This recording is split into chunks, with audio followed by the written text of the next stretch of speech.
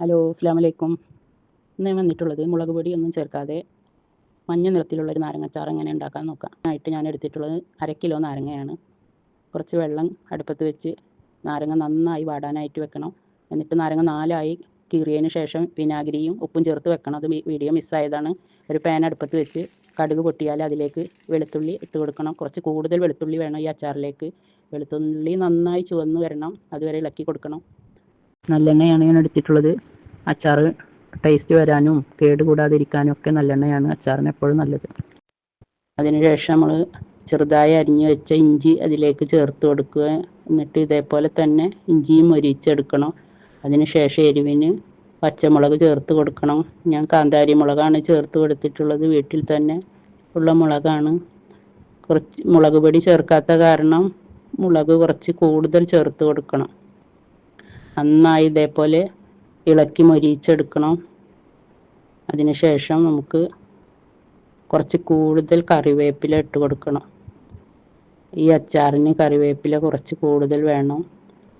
ഇതേപോലെ തന്നെ കറിവേപ്പിലയും നന്നായി മൊരിച്ചെടുക്കണം. എല്ലാവരും ഇതൊരു പ്രാവശ്യമെങ്കിലും ഉണ്ടാക്കി നോക്കണം. ഇഷ്ടപ്പെട്ടാൽ ലൈക്ക് ചെയ്യണം, ഷെയർ ചെയ്യണം, സബ്സ്ക്രൈബ് ചെയ്യണം. പുതിയ ചാനലാണ്. വീഡിയോക്ക് ആദ്യമായിട്ടാണ് വോയിസ് കൊടുക്കുന്നത്.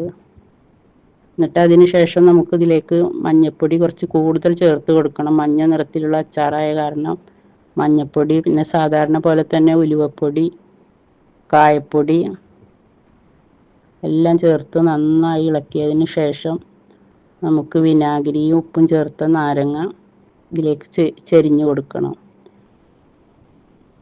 അതും ഇതേപോലെ തന്നെ നന്നായി ഇളക്കി കൊടുക്കണം. നന്നായി യോജിപ്പിച്ചതിന് ശേഷം നമുക്കതിലേക്ക് 1.5 ടീസ്പൂൺ പഞ്ചസാര ഇട്ട് കൊടുക്കാം. ഒന്ന് കയ്പിനെ ബാലൻസ് ചെയ്യാനാണ്.